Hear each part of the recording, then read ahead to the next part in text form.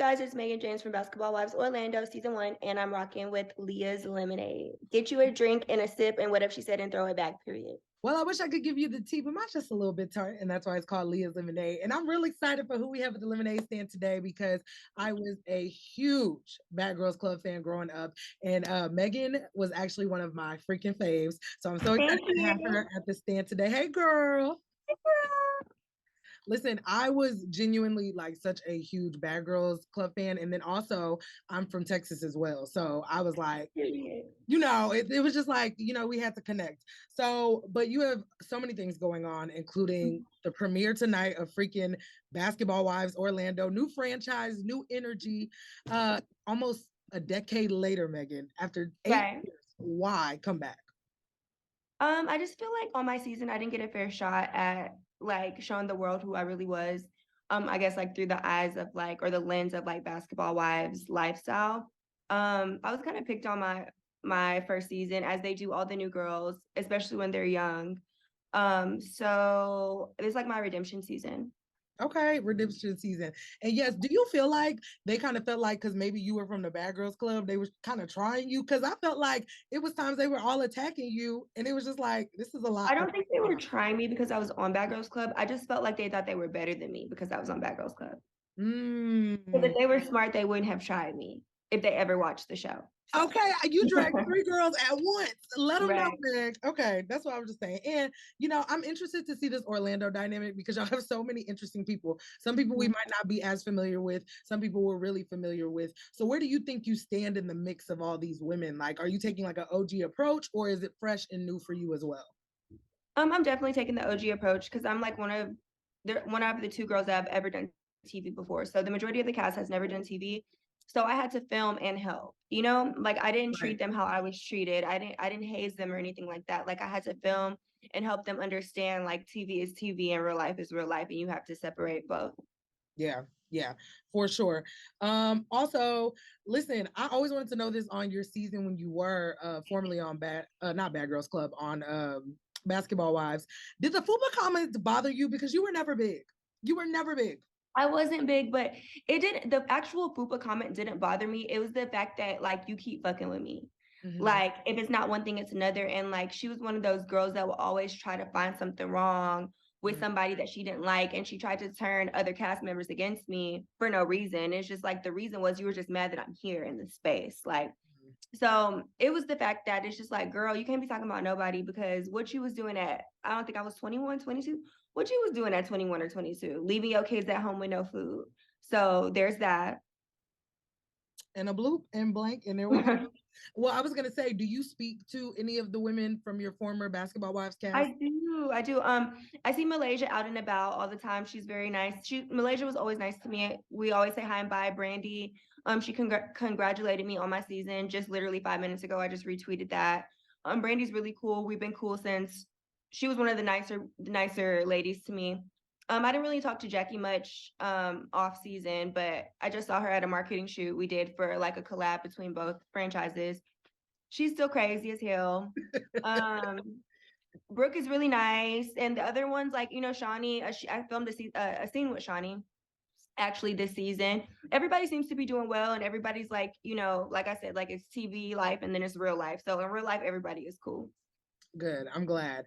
And I'm excited also to see you. I'm not gonna lie, I'm so interested to see your dynamic with Brittany Renner. I cannot lie. Like when I saw Brittany's not on my season. I told them they should have grabbed her ass and put her on Orlando. She's on LA. Yeah, I feel So like you will have to see that dynamic with her and Jackie because she ain't on my season. well, yeah, that's somebody I would have like loved to kind of watch it. I think y'all like Right.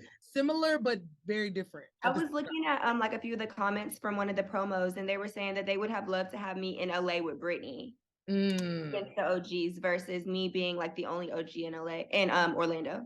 Did you want to do LA or no? You were like, I want something new. Well, I didn't get casted for LA. It's crazy that the producers that used to produce Basketball Wives LA moved over to Basketball Wives Orlando, and the producers that do Housewives are now the producers for the LA season. So the producers that I had on season 4 are now my producers for Orlando, but they have a whole new bunch of producers, and it's like two different casting companies. Like everything is completely different. It's just the same franchise. That's Different franchise, but the same brand. yeah, they probably ran them producers straight out of Atlanta because they was talking about them real bad, child. Hopefully they'll have better luck on Basketball Wives. Anyway, now moving on, I want to talk about Bad Girls Club because, like I said, I am an OG fan. Like I was really, really a big fan of yours.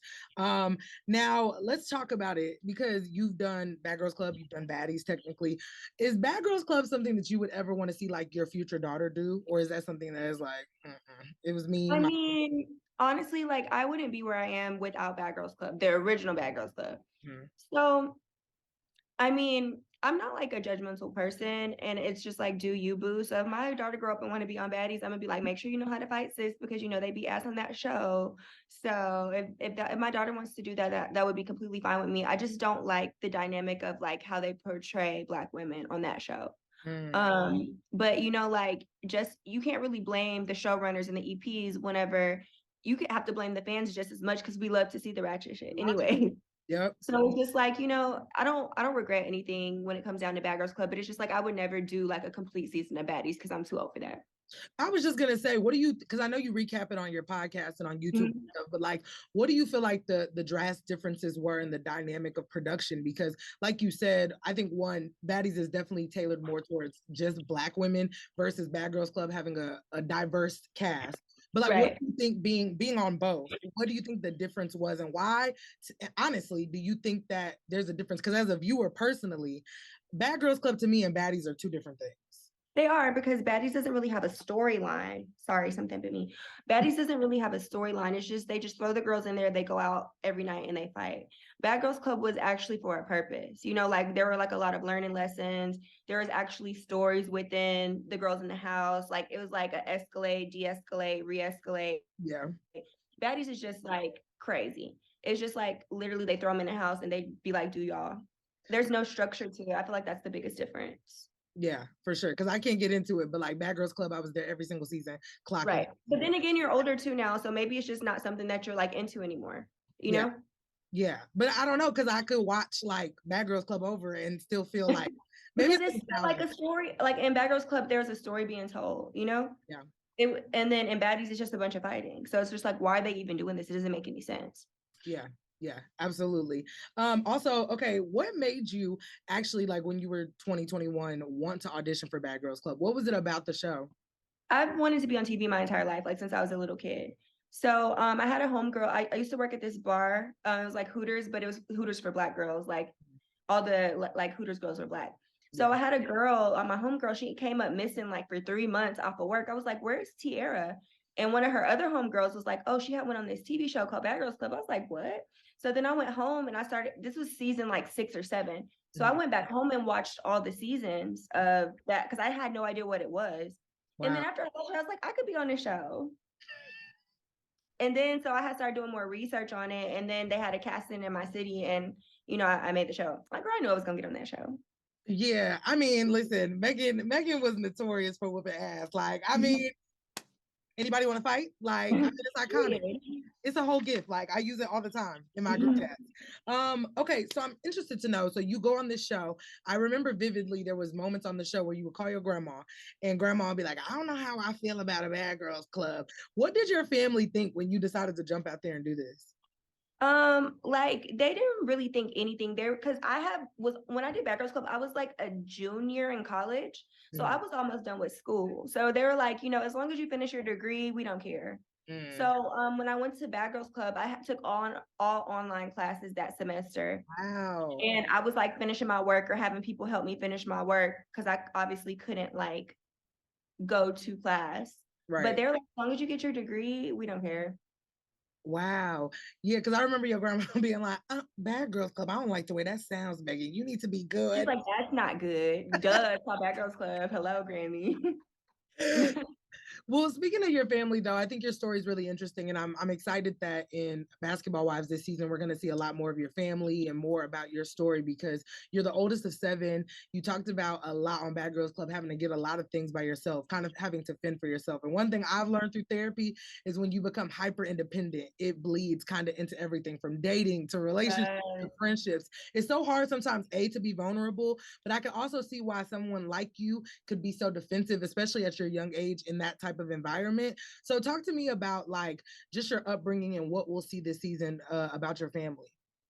So I grew up with my grandparents my whole life. My mom had me when she was 18.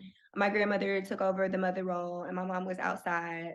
And then she had two more kids, and she raised her two other kids. So the dynamic between me and my mom my whole life has been crazy because I feel like, how come you ain't raised me and you raised them? And like my sisters, my brother, like my younger brother, he's only like 2.5 years younger than me or 3 years younger than me. So Yeah. what's the difference between 18 and 21? It's not giving any difference. You know what I'm saying?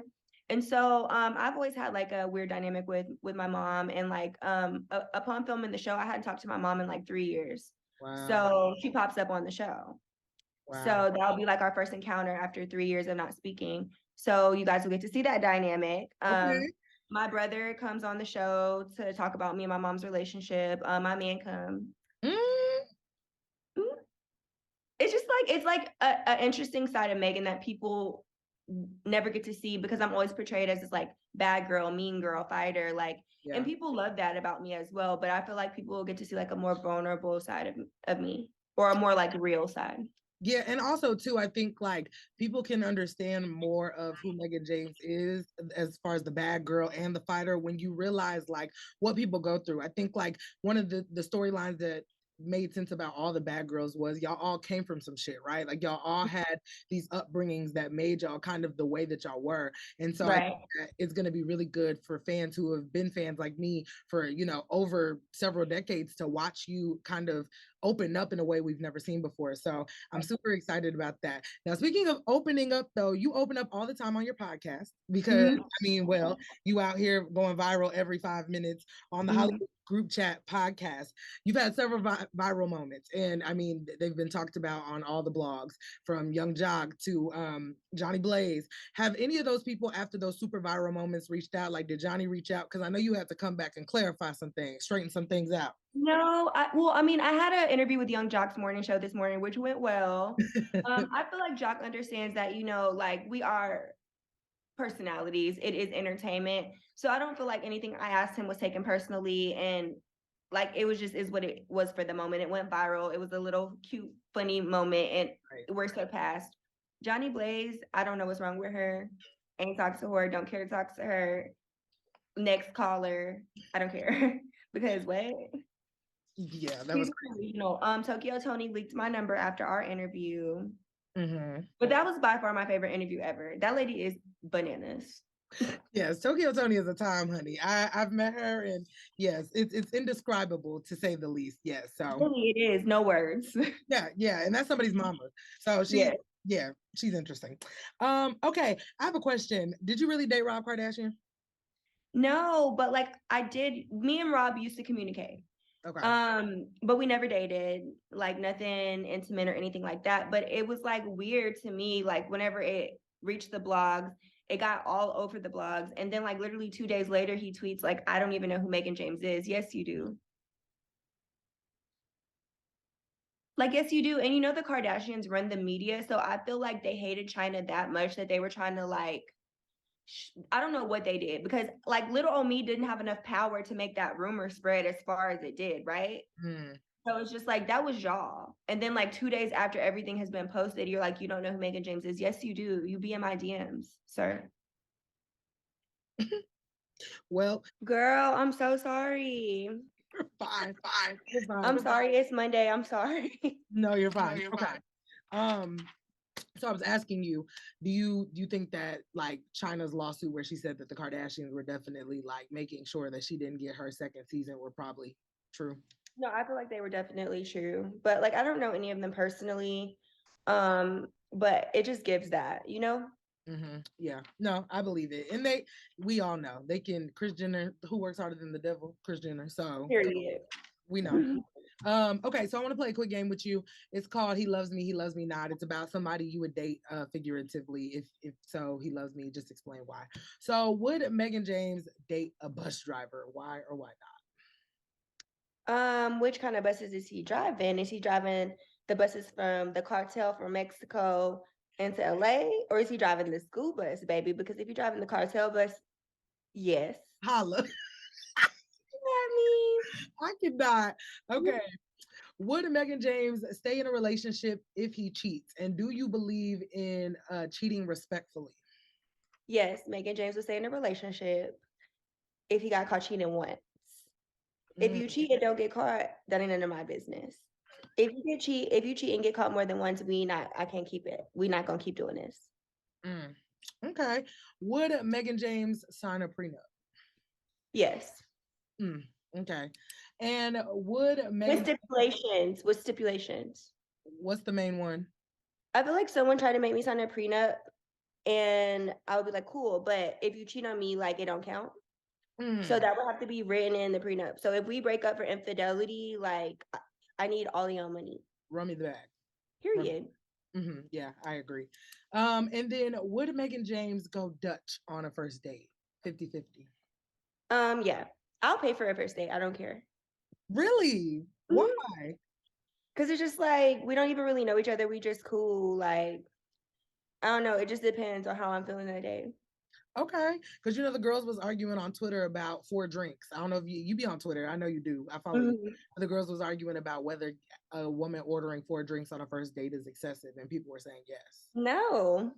Cause I'm about to get if we going on a date and I want to have a good time, like I'm gonna have a good time. So if I want to order 7 drinks and if I gotta pay for 2 of them or 3, I'm gonna order them. Heard you. And if you can't pay for them, you shouldn't have asked me out. Mm, Mhm. okay. Well, Megan, listen, you're busy. You got a bunch of interviews. I just want to thank you so much for coming to the Lemonade Stand. Let everybody know again, Basketball Wives premiering tonight on VH1.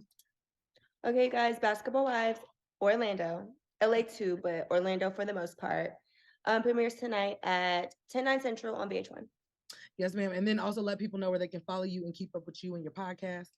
Okay, you guys can follow me at Mehgan James, Twitter and Instagram. My podcast is the Hollywood Group Chat on Instagram. TikTok, Super Meg, and I don't use those other social media apps. Yes, make sure you follow my girl and support her because I heard Megs from Texas are popping these days. That's what I heard on the street. So thank you, Megan. I appreciate you. And Lemonade Stand, grab a cup, throw it back, and sip on all of that.